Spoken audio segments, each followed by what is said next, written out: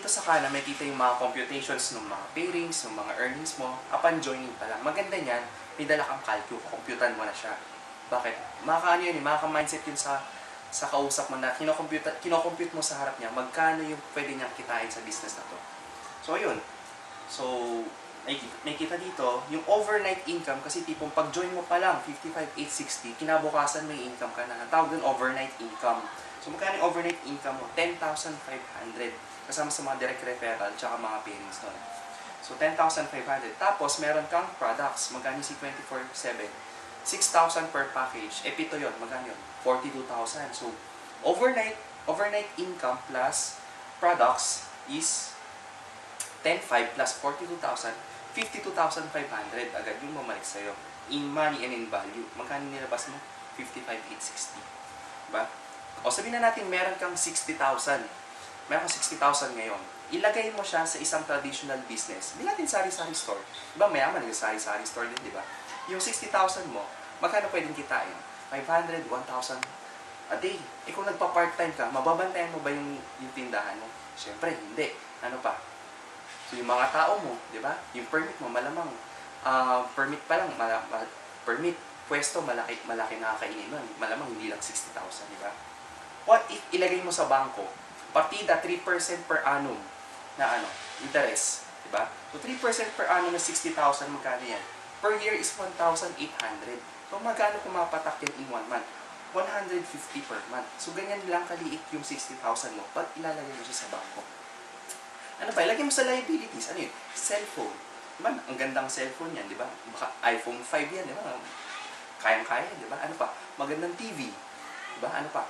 Kung ano pa? Gadgets, whatever, di ba? Liabilities. Ang tanong, nag-generate ba ng income yan? Sa bawat hello mo ba yan, may lumalabas na 500 tsaka 1,500. Malamang wala. Gastos yan kasi loloadan mo pa or babayaran mo pa ng plan, di ba?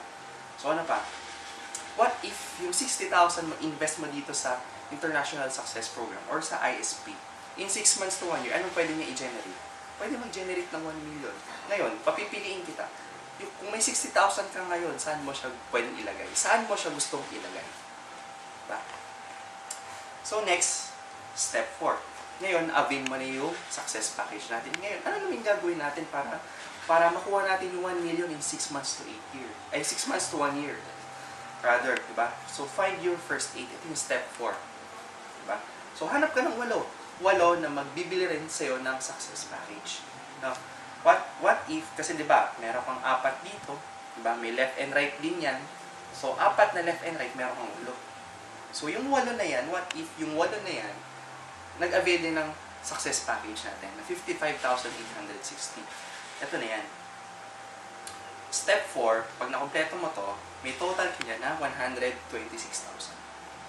126,000. Magkano yung nilabas mo kanina ulit? 55,860. So, sa 55,860, pag nakompleto mo in yung step 4, magkano siya? 130,000 ang babalik sa'yo. Pwede na ba yun? Diba? So, what if sa isang linggo, may sumali sa'yo na isang SP or success package, may bumili sa'yo, SP. In 1 week, ilang weeks mo magagawa to? 2 months, diba? 2 months, 130,000. Pwede na? Pwede na. O what if malasin ka ng konti? Diba? Or certain ka ng konti. 2 SP o 2 success package per week. Ilan mo makompleto yung 8? 1 month. 1 month, 130,000. Pwede na ba? O kung sabihin na natin, malasin ka, di ba? 1 SP in 2 weeks. Di ba? In 4 months, 130,000. Pwede na ba? Pwede pa rin, di ba? So, ayun. Yun is step 4. And step 5, syempre, pag kumita ka dito, gusto mo, kumita din yung mga sasali din sa'yo. Diba? Pag ikaw nakapaglabas ng kotse, tulungan naman natin yung mga bumili sa'yo, na huwag naman din ng mga kotse. Diba? Kasi dito tulungan tayo lahat, diba? Naalala natin, kung sumali tayo, promise natin tulungan. Diba? So dito walang naman. So, find your 8 to help your 8 to find 8. Diba? Yung, lahat sila, yung 8 na sumali sa'yo, tulungan din natin na magkaroon ng 8. Kaya pag nakompleto mo tong step 5, yung total na computations nito, pag nakompleto mo, is magkano siya? 1,008,000. Diba? In 6 months to 1 year, hindi ko sinasabing it's a guarantee. But if you do your part, with this program, with this outline na ginagawa namin para sa inyo, I'm sure marami tayong matutulungan dito. In-expect na namin siguro within 6 months to 1 year, at least mga 5 to 10 millionaires, diba? I hope hindi lang gano'n yung makakuha natin, diba? So ayun, congratulations, makuha mo na yung millionaire mo. Yung yung million mo dito. So, meron na lagi dito, what if you're only able to achieve 50% of your goal? Yung 1 million, so kalahati nun, ilan? 500,000 in 6 months to 1 year. Magkano nilabas mo ulit? 55,000 lang, di ba? Kumita ng 500,000, pwede na ba yun? Sabi niya, malasin pa ng konti. 25% of your goal nakuha mo in 6 months to 1 year, magkano yung 25% na 1 million? 250,000 pa rin yun. Diba?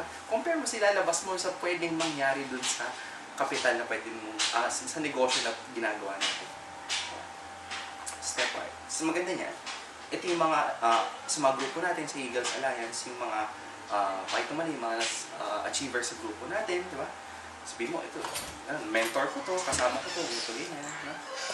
So ayan, ito pa lang yan, yung mga success stories. Dami natin yan. So, gagawa rin kami ni Consiala Abet yung mga ganita para makita nyo rin yung mga achievements natin, di ba?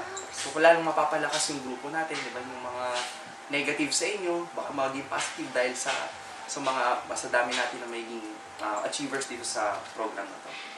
Diba? So, bottom line is, ito ginagawa natin, yung grupo natin hindi lang para sa atin, para din sa inyo. So, maganda sa mga members natin na hindi pa 7 heads, I'm sure magsisisi kayo pagka hindi pa kayo 7 heads. Tapos sa mga iba, siguro meeting na lang tayo kung paano natin gagawin yung network nyo. Diba? Kasi napakalaking potential ng program na to. Pag itong sistema na itong gagawin natin, hindi na to basta parang labo-labo na ito ganyan. Ito na lang talagang gagawin natin. Lahat compact na, ito na lang talaga.